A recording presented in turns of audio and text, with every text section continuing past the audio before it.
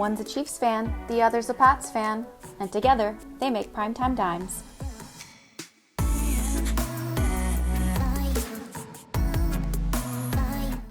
What's up, my fellow football fanatics? Welcome back to Primetime Dimes, your weekly source for surviving the off-season and breaking down the headlines during the season. I'm one of your hosts, Megan, and with me today is my co-host, Khalid. How you doing? What's going on? Oh, it's week 3.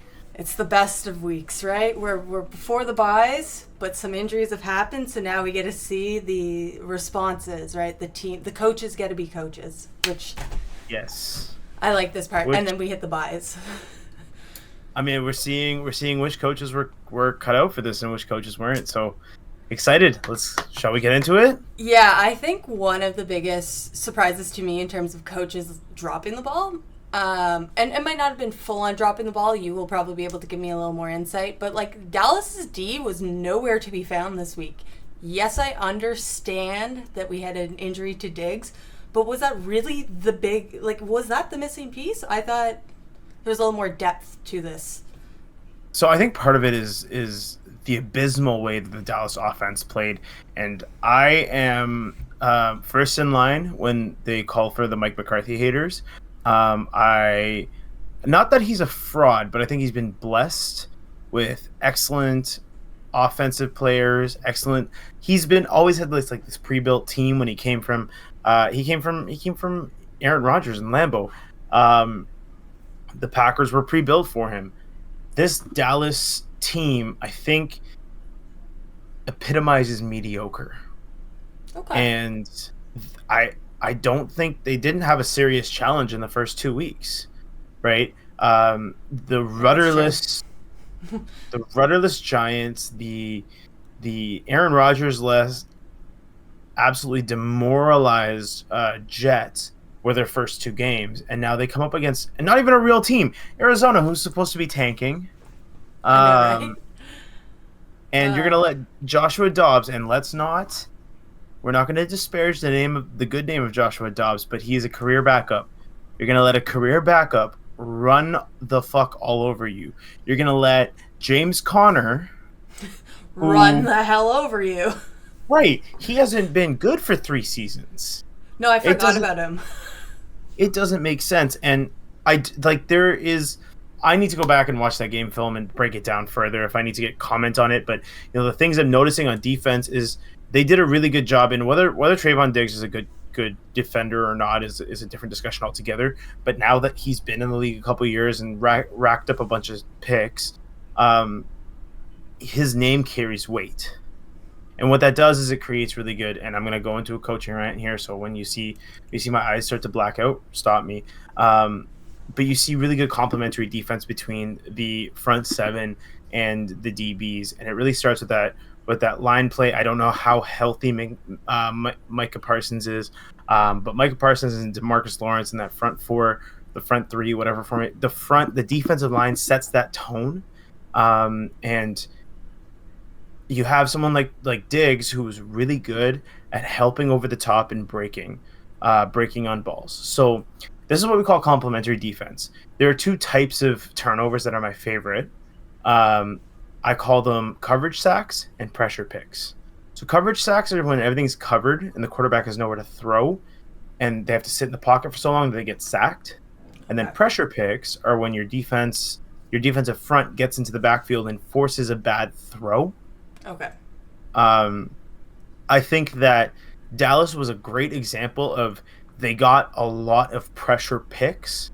And then once you throw pressure picks, you're in the head of the quarterback, so he holds on the ball for a half second longer, and now you have coverage sacks. Yeah. So my one thing with that statement, because that's kind of the dumbed down version of what I was seeing. Now, obviously, I don't see it at the same level, but the one thing I was like, they lost Diggs, which to me I didn't think was going to affect their pressure so much. It felt like they had no pressure on... I forgot Dobbs. Sorry, on him. Yeah. Yes, they had a couple, but you still have Micah. Yes, he's injured, or Micah, and then don't you have Lawrence as well, also pressuring through there? Yeah, so it didn't seem like they really lost up on the pressure, and they've never been a really great team against the run either. You can really sneak in behind when you have high pressure. We were talking last week about simulated pressure, and they bring all the pressure from one side. That's easy to run away from. The piece that's missing is someone in the backfield there, in the defensive backfield, to break on poorly thrown or wobbly or bad balls. Now, if I'm Joshua Dobbs, I get an opportunity to hit my receiver, hit my receiver, hit my receiver. And now pressure comes and I have faith as to where my receivers are going to be. So there's no hesitation, there's no wobble on that ball, and it's harder to break on, right? So that's the complementary piece to it, where having defenders who can break on the ball like that, that helps create those picks, right? It's the complementary, because you can have really good defenders, and they do have really good defenders in that defensive backfield in Dallas, but they're all really good shutdown defenders. So quarterbacks aren't looking at those receivers anyway, right? It's the receivers who we call it flashing open, right? Yeah. It's the receivers who flash open on mismatches with linebackers, or tight ends who flash open on mismatches with DBs, right? Those are the ones that you want to hit with your help over the top. Guys like Diggs who can break on the ball. Yeah, I guess the quarterback can throw probably a little more errant throws, not like 100% like throwing wild throws, but at least with Diggs it felt like it had to be pretty pinpoint, because you also have Gilmore on the other side. But with that third CB they brought in, and I forget his last name, and I should know it because we heard it a lot, he was getting burnt. And I think that also is some chemistry between Diggs and Gilmore. They know where each other should be or wants to be, whereas I think Gilmore was trying to do a little too much, try and play a lot more of the field. It'll be interesting to see. Yeah, I think again that's where you see that like complementary football, where these guys they have a certain sense of, if I'm Trayvon Diggs, I understand that Stephon Gilmore's style is he's going to be stride for stride with this guy. I don't need to cheat and help over to his side, right? I can cheat and help to the middle, where you see actually a lot of Trayvon Diggs interceptions come from the middle of the field, because we're able to shut down those lanes on the edge of the field with really good corner play. So between our linebackers and our safeties and our nickel backs, right, we can control the middle of the field, and those are the plays that coaches will tell quarterbacks are the safest. Right, we want to throw into the middle, right? Because if you hang it up too high and you go to the sidelines, you give defenders an opportunity to make a play on the ball, right? So you want to throw as short as you can, but that's those defenders in the middle of the field can really swarm, and it doesn't feel like Dallas was prepared to not play that style. So they gave up a lot in the middle of the field. They give up a lot inside the corners. And then this is the thing about playing defense, is that once one aspect of the game goes, it's really, really quick to spiral. Right? So once I get my pass game going, and now I've got, linebackers like dropping off the snap, so they're immediately turning to play the pass. Right, you get a lot of success in delay runs. You get a lot of success in screen plays. You get a lot of success in draw plays, and that's where you see someone like James Conner having fucking fantastic game. Not a bad game whatsoever. But speaking of terrible defense, don't know if you saw the Dolphins versus Denver game. I cannot believe the Finns hung 70 points on the Broncos. Yes, I know they were going to win. Didn't expect them to throw up 70. So before I get your opinion, I just want to throw out just a little bit. These are historical numbers. Got to throw out a little bit of the numbers. So they become the third team in the NFL to reach 70 points in an NFL regular season game. They are tied with the 1950 LA Rams squad for second most amount of points ever scored. And they are trailing only the 1966 Washington squad by 2 points. So the Finns actually did have a chance to kick a field goal that would have given them the most amount of points ever scored in a game. And the coach actually decided, no, we'll take a knee. That's what we would do in every other scenario. We're going to take a knee. Apparently had the support of his players. I personally believe this is a classy move. I am slightly surprised they didn't go for it. What are your thoughts on the Finns' big win? Do you think they should have kicked the field goal, taken the record? I'm gonna start here. Taking a knee after putting up 70 points is like shaking a guy's hand after you beat him to death. Yeah. Classy move, but he's already dead. Yeah, I'd still argue, like, you do see teams start to let up in every sport the more and more points you put up. And, like, even Canada, when we play hockey and we're playing some of the, less common team, like, when we played Italy, I think we beat them one time 19-0, and they even came on the post interview conferences and saying, like, we would have been disappointed if the team gave up, but we also saw the respect of them slowing down. So I think it's still a respectful move because, yeah, you hung 70, but it's not your fault that they just couldn't stop your long balls. They couldn't do anything against. Yeah, and I mean, it's not like they didn't run the ball a bunch. Devin a chain. I don't know how we pronounce his name. I look at it and my French Canadian brain went Ashan, or Ashain, but I'm hearing a chain. Devin a chain and Raheem Mostert had good games because they ran the ball and you couldn't stop the run either. So I'm not saying that he didn't ease up on them. It's just I'm hearing a lot of praise for he didn't kick the field goal, and I was like, yeah, you're right, he didn't kick the field goal, but like, I'll give him credit, not that much credit. I do like that coaching staff. He's fun. I saw a tweet the other day that said Mike McDaniel coaches like you've given him the keys to the house for the weekend. Yeah, that's true.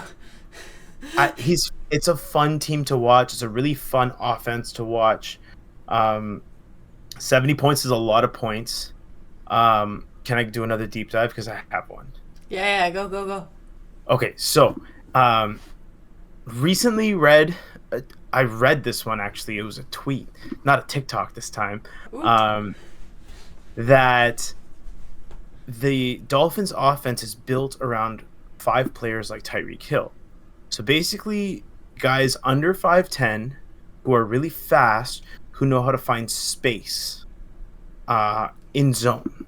So when you see, like, when they pull up Tyreek Hill's route chart, you can see that he doesn't run a lot of conventional routes. He finds space, and then Tua will find him with the ball. Mm-hmm. Between him, Braxton Berrios, Raheem Mostert, Devin Achane, all these guys that the Dolphins have brought in are all kind of guys who don't fit that traditional wide receiver mold and don't fit that traditional slot mold, right? They're these guys who are under 5'10", who know how to play in the zone and know how to find space. And that's why, like, I think it took this offense a year or so to get started. And now that they found it, I think they're going to be really, really difficult to stop because you can't run with them in man and they will find the hole in zone. Yeah. So this Dolphins defense scares the hell out of me. Or the Dolphins offense, scares the hell out of me because what do? How do you stop this? And the answer is so they're calling that positionless offense. Yeah. And then the answer that we're reading is the only team to hold the Dolphins to a respectable number this year so far, and mind you, there's only been 3 games, but the Patriots held the Dolphins to 24 points by playing positionless defense. Yeah. That was going to be my only comment is, like, that's how you almost have to play it because you can't do the typical let's drop one of our tackles back or let's bring our linebackers back or let's bring someone forward, like, in response to a strength of, if I know you're fast and you have a lot of wide receivers, but I'm not worried about your run game. I'm dropping more people back, but you have to be concerned about the run game. You can't just go pass rush and try and heavy block because that's never going to work. So now you have to go positionless, and I don't think there's a single team right now. Yeah, I don't think there's a single team right now that can smoothly transition into that. I think there are maybe a handful of coaches that can coach their team into doing it for a week. And I think we've already seen one of them try, and he was not successful, and I'd argue he's one of the best ones to have, or like he would have had the greatest shot to hold them to the least amount of points, in my opinion, if you gave me 5 coaches at the start of the season, with me understanding that this is a potent offense. I'm thinking, yeah, Belichick. Sean Payton? I did not think Sean Payton. I thought Belichick. Yeah. Belichick was one of them. I didn't think Sean Payton. I didn't think 70 points were getting hung, but I did think that they were going to lose because they're Denver. Rough weekend in Colorado. Wow. Oh, yeah. Rough weekend in Colorado. But speaking of a rough weekend, did you hear that the Steelers, after winning their night game in actually spectacular fashion, I think personally, I thought it's always good to see Jimmy G lose.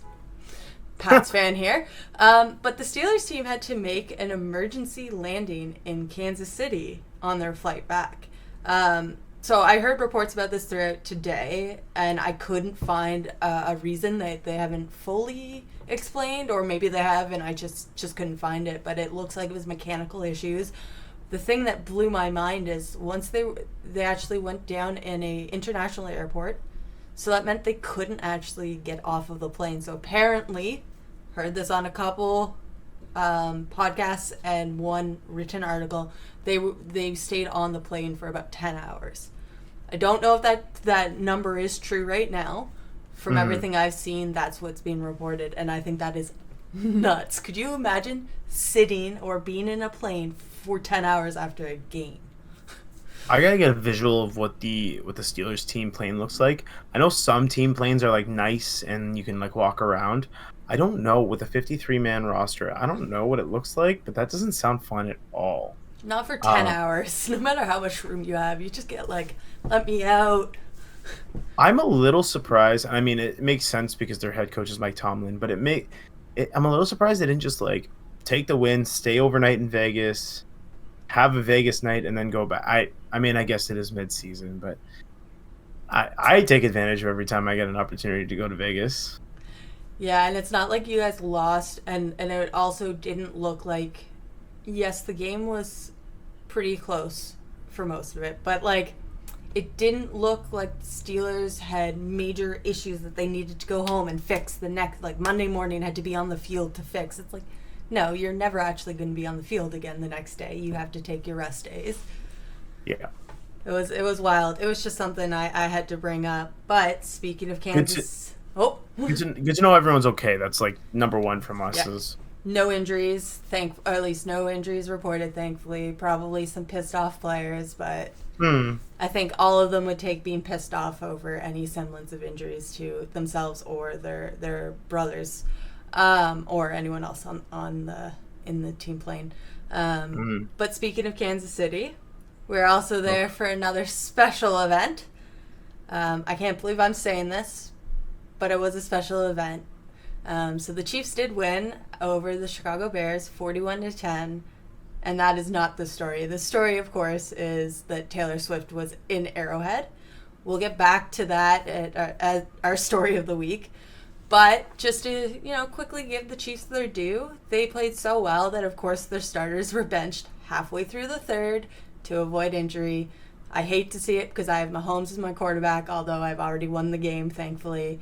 The entire game looked super easy to me once they started going. It looks like this was the week to me that the Chiefs look like the Chiefs. They got the band back together. They're going. It's going to start going really well. And a really nice thing, Coach Reid gets win number 271, which puts him 4th overall in all-time wins. He is now alone in that category. He was just tied. So good on Coach Reid. I do not think you'll get to number 1.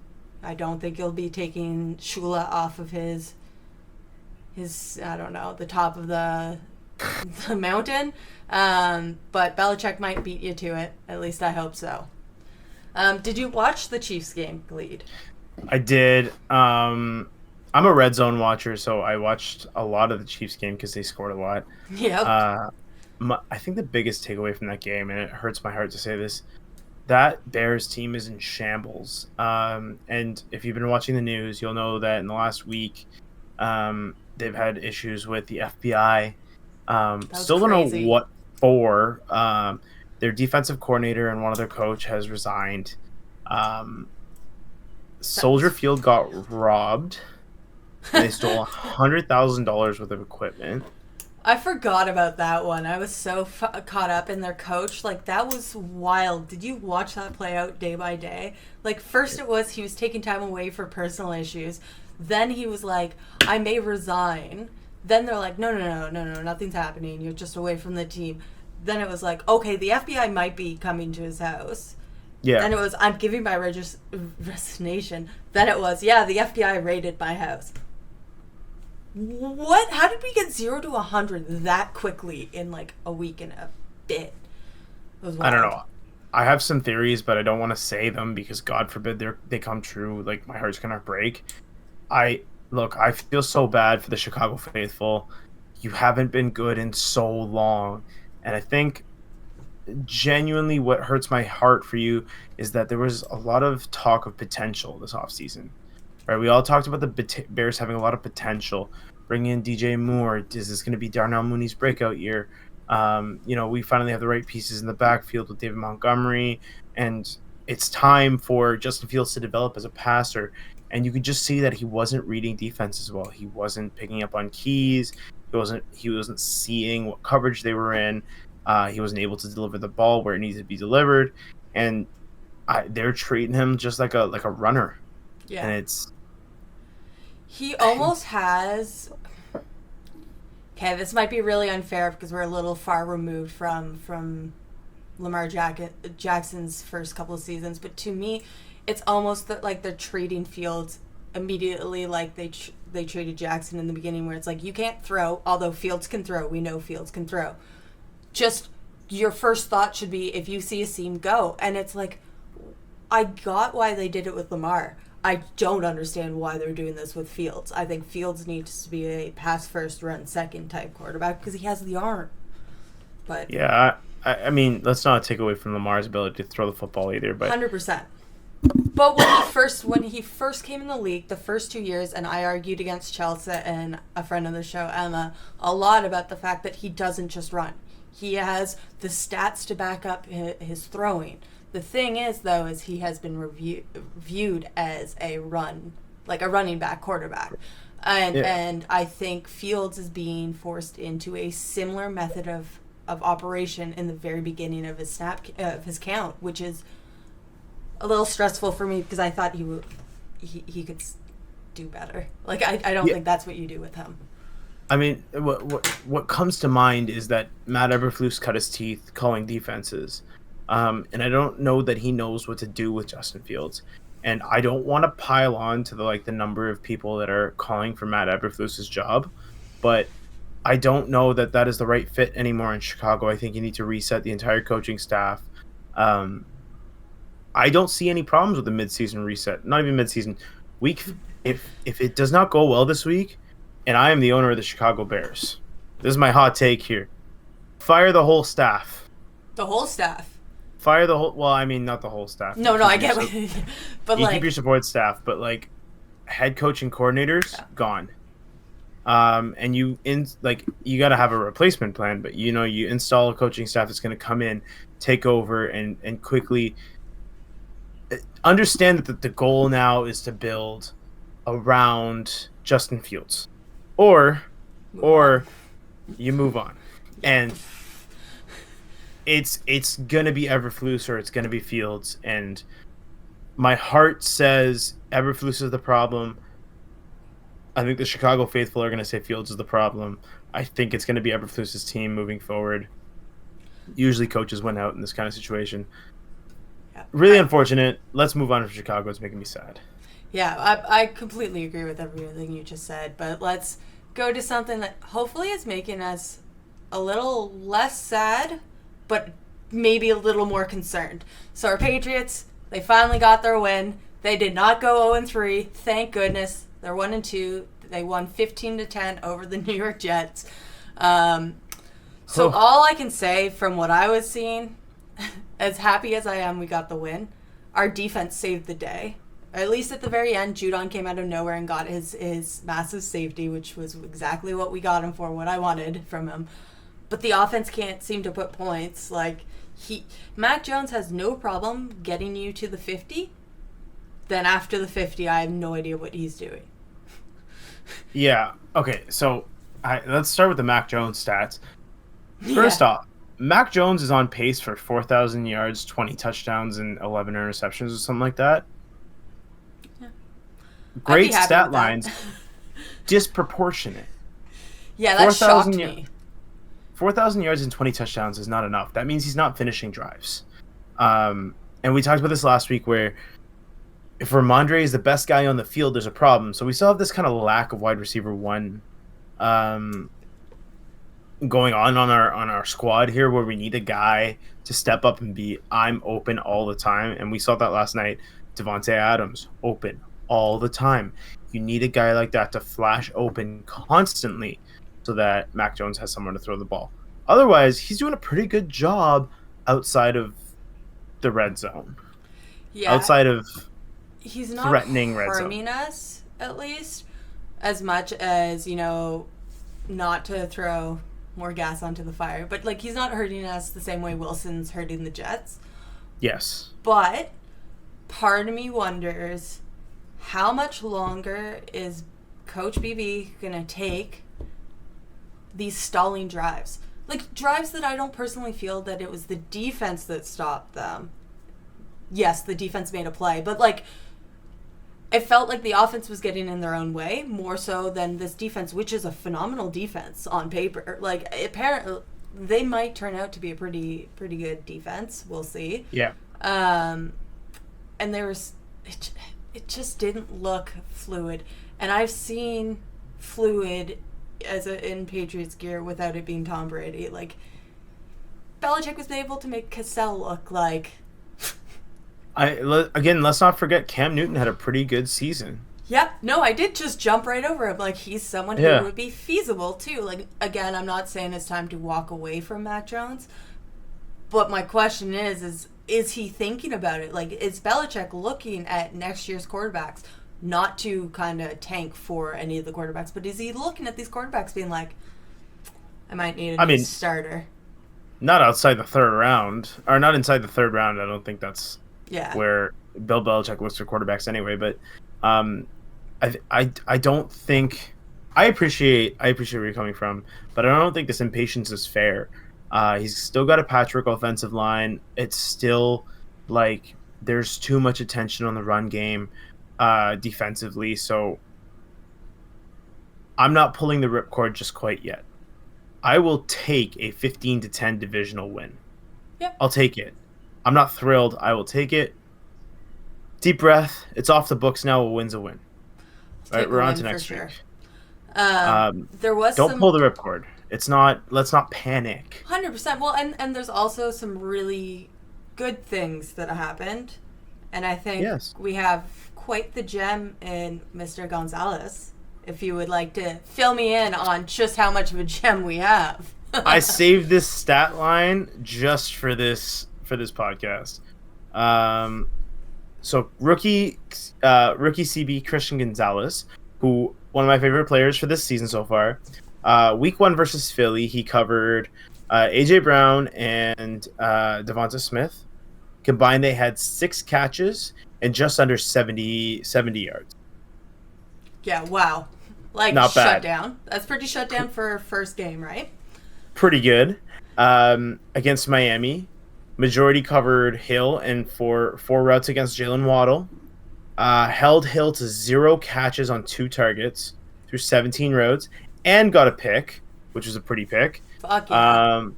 Held Waddle to 1 catch for 15 yards. Yeah, that's wild. Okay. Wow. What? Oh, God. This week, and let's not take anything away. I mean, Zach Wilson. He can throw long Say what balls. you want about him.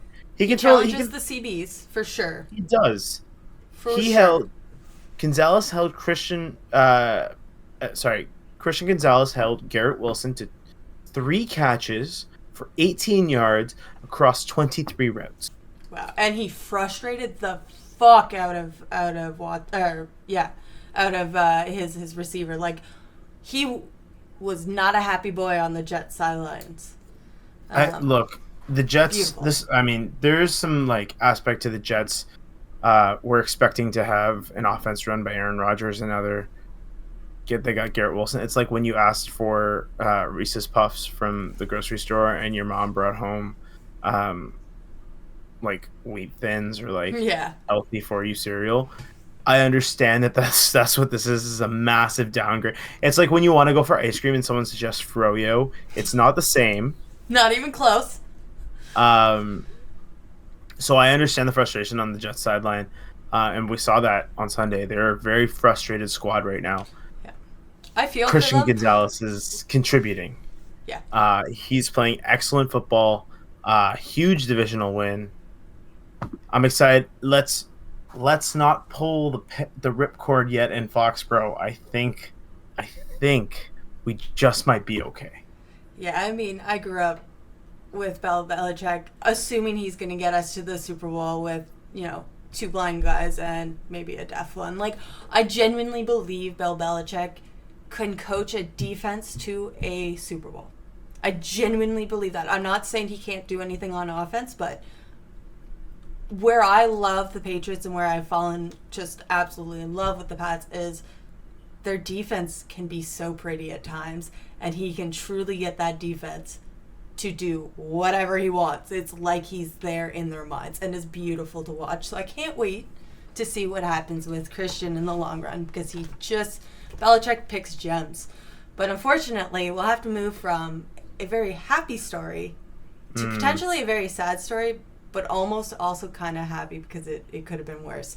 So we're going to talk about our injury of this week, which of course is Derek Carr leaving the game in the third quarter with what seemed to be a pretty significant shoulder injury with how he was thrown to the ground, but turned out to be an AC joint sprain. Now, I'll still call this a pretty big injury, just because any motion that happens over your head, anything where you're throwing that ball, is going to be extremely painful. So, in theory, Carr could play next week, assuming it's not a grade 3. I don't know how severe the sprain is, but if you assume a grade 1, which would mean a little bit of the muscles kind of micro-torn, you'll have some pain. There would be minimal swelling. There's no real laxity kind of going on in the area, but it's still going to be painful. Like, to test to see if you have an AC joint injury, we make you bring your elbow up in front of you and go across your body. It's called the cross-body adduction test, right? And you're compressing the area to try and make it to see if it's painful. And if it's painful, then we assume there's some injury to the AC joint. So now he's going to be throwing above his head, which is going to put that AC region into more compression, which is just going to be painful. So every time he gets to the top of his arc in throwing, he's going to feel pain. So it's going to be a mental game of, can I block out that pain and still focus on making this throw to my receiver? And that's what they're going to have to figure out before their next game. So it's... Well, I guess a question here, and this is going to sound... it'll make a lot of sense to the guys who have played over the years, is there are injuries that hurt and there are injuries that get worse. This is one of those injuries that hurt that you could theoretically play through, but it's like mental pain suppression versus like if you run on a sprained ankle, you're only going to make it worse. So like, if I'm talking to a player, like just a rec league player, someone like me, if I were to injure my AC joint as a soccer goalie, not a chance in hell I'm playing, right? Not a chance in hell. Just because it's painful and it's not something I'm going to want to put myself through. Right. For someone who makes millions of dollars throwing a ball, it will come down to, can you play through it? It's not something, and even in the reports that have come out so far, that they're saying he can make worse. So, okay. I don't know if that means that, hey, it's bad, but it can get no worse. One of those where we say it's completely torn, but it can't get any worse. Now, for an AC joint, that's separation, so completely separate, and all the ligaments are gone, well, damaged. That's a lot, and that's really painful. I think you have you have multiple ligaments in there, but you have two major ones. If he's damaged both of them, it's going to be a lot of pain, and it's going to be a lot of mental fatigue. So do you want him out there? Maybe not, because the mental fatigue, are you going to make the right decisions? Are you going to throw the right passes? If it's just the one ligament and no separation, like no space between in the joint, there's no kind of increased space, which would make it harder to kind of move your arm how you're supposed to, and more room for inflammation can get in there, so there would be more swelling. I don't know if I think he's going to play this week, but I do think he's back pretty quickly. He's week to week. It's something that, to answer your question directly, I think it's a injury that hurts, not an injury that you're going to make worse, based off of the reports at this moment and not knowing for sure what grade he is in terms of the separation. I don't know. I hope we see Carr. I do hope we see him back quickly.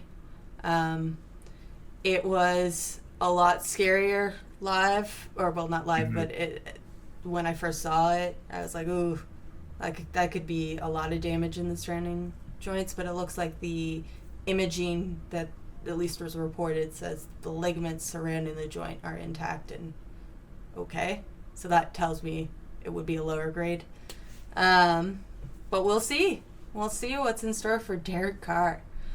But after enough of the Saints. Oh, the Saints did end up losing, right? They lost 18-17. Yes. Yeah. So that's unfortunate as well, to leave the game when winning and then end up losing. But that honestly to me was a fairly boring game, and I could not keep my eyes off of what ended up being our games of the week. So I personally brought forward the Chargers versus Vikings game. So we'll start there, and then we'll go over to the Baltimore Indy game that you brought in because you made excellent points as well. So we had, with the Chargers Vikings, we had a battle of 0-2 teams trying to avoid going 0-3. Now, both these teams were playoff teams last year, and going 0-3 means statistically you are unlikely to make the playoffs. Granted, there's an extra game now, so the stats are slightly modified, like slightly altered. But at 0-3, you're not losing hope, but you've almost lost hope. So it was a great back and forth game, at least from what I was seeing on Red Zone. It felt like at all times we were flipping back to that game. Ultimately, the Vikings did end up losing and falling to 0-3. So the Chargers won 28-24. And I have two questions for you specifically about this game, because while the game was fantastic, I think the fallout from the game is super intriguing to me. So my first question is, do you trade Kirk Cousins to a potentially playoff eligible team? No, you ride or die with him? I ride with the Kirk Cousins until it's time to get rid of Kirk Cousins. And I think if they end up being bad enough this season, they'll have an opportunity to draft a good quarterback in a second or third round spot, where they can draft their future. It won't be Caleb Williams because that doesn't fit the system, right? They're looking for a stand in the pocket, deliver the ball deep, good arm strength, good vision quarterback. I don't think it makes sense to trade Kirk Cousins. For whom and for what? Who are we bringing in to replace him? I think you ride with the Kirk Cousins. If he ends up, not making the playoffs, he ends up not making the playoffs. I think Kirk has earned the loyalty capital in Minnesota enough that I don't think he is going to be asked to be traded, and I don't see Kirk asking to be traded. Yeah. I always wonder with Cousins getting older, if he had ever asked, just because I don't think a team's gonna ever really trade him away unless the offer's great. Like if you get offered a bunch of good draft picks and a player, like yeah, I could understand taking it as the Vikings. But Kirk Cousins, like a better than average solid, like he's a solid quarterback. He's not my all-star, like I have to take him first round in a fantasy league. But he's also not like dead last. He's also not getting you over the hump. Yeah. Like if I'm team X and I have really good pieces and I'm like, oh, I need a quarterback to get me over the hump. I'm not looking at Kirk Cousins. And God bless the guy. I'm not trying to say anything bad about him. He's a good, solid quarterback, but I think a team would rather take a swing on a rookie or a free agent than go get a Kirk Cousins. I think that just makes more sense. Yeah, that makes sense. And then my last question for the game is, do you think Jefferson asked for a trade? So he's not someone I think would be traded, but it's someone I wonder if he's going to ask for it, because I don't know that I think the Vikings are going to get there in a time that Jefferson's speed is still going to be where it's at. Like, I hope he doesn't get injured right now. I hope he can, still out-scheme the other team. Like, right now, Jefferson is so good, yes, because of innate skill and hard work, but also teams haven't figured out what to do with him. Mm-hmm. And there's more and more film every game. I think the risk is a lot higher for Jefferson to ask for a trade.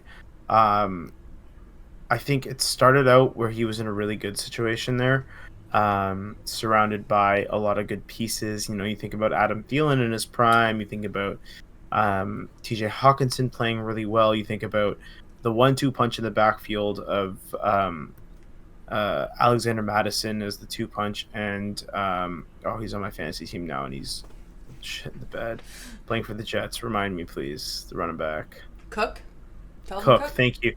Dalvin Cook and Alexander Madison was a great 1-2 punch in the backfield, and it really created opportunities for Jefferson to be open all the fucking time. Without all that time, literally 24/7, 365. That man was a 7-Eleven. He was always open because they could not dedicate as much attention to him as they wanted to. I think by not replenishing that star power on their offense, the Vikings have failed to invest in Justin Jefferson's ability to be open.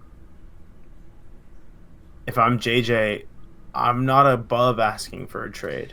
Yeah, I was asking because I was wondering if I was thinking it was too soon. So it was great to actually hear that, I'm not completely off in thinking, maybe it might be something that comes up. But the one... It's a little earlier than it was in their career, but I don't like to. The comparison that I draw is Odell Beckham Jr. Yeah, that's what I was thinking too. And that poor man had to get out of New York, and he just never found the right system. He never found the right place, which is unfortunate for... If you wait too long, I think finding the right spot for you to be a contender and contribute. I mean, he eventually got his ring with the Rams, but finding the right system, finding the right player, like it's tough. So JJ, loyalty is overrated. I think.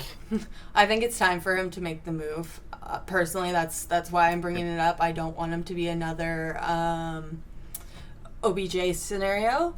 But how about you fill me in on what happened with the Baltimore-Indy game? Because I saw it went into OT. I didn't see the missed call. So please let me know about that one. So obviously great game. Gardner Minshew played out of his mind. Backup extraordinaire. There was a really bad missed call on 4th down in overtime. Should Baltimore have ever been in the position to be 4th and 3 in overtime, having to throw the ball? Should Justin Tucker have just hit that game-winning field goal and it would have been over? My fantasy team wonders why he didn't. Right. There was a really bad call there. I mean, it's a pass interference because he was within 5 yards of the line, so it's not I don't know if it's necessarily illegal contact. He kind of was wrapped around Bateman there. Bateman should have been open. It should have been a catch, and he would have made it for a first down, a fresh set of downs in overtime there. Okay, yeah, I didn't see it initially. I've heard a lot of people complaining that there was a missed call, and I just couldn't find a good, like, I'm not on Twitter or X anymore, so I don't get the automatic replays, basically, that would show up on there. I think forgetting Twitter for a second, the announcer said any other time that the refs have seen that, they've called it. They've thrown the flag. Then, yeah, you got to be consistent as a ref. I don't actually care if you're following the rule to a T. Like, I'd like you to follow the rules, obviously. But to me, if you are consistently making the call the same way, how you've interpreted the rule every single time, then at least you can say, I've consistently done this, so every team's been affected the same way by it. Yeah. Yes, I don't love not following it, but yeah, if you've always been throwing a flag for this, you have to throw a flag. And it turned into Indianapolis only really having to drive about 30 yards before they were able to kick a field goal and win the game. So okay, so I literally just missed the play. Yeah. Fuck. Really unfortunate. I feel bad for the Ravens and the Ravens faithful. They deserve to be continue on that drive at least. I agree. But should never have been in that position against a second string quarterback anyway. Moving on from. So we'll move on to kind of our final story of the week, which is going to be the story of the week, and then we'll leave what our fantasy breakouts and busts are in the caption below. So check those out. But I think we've got to say that Taylor Swift was in attendance at Arrowhead. So to me, that is the absolute story of the week. And she was sitting with Travis's mom, Donna, in their suite. So all I have to say is Donna is living my dream, and that is both sons in the Super Bowl to start the year, and is almost ending the year off in a suite with T Swift. Like, let's go. I'm all in. Yeah, I know.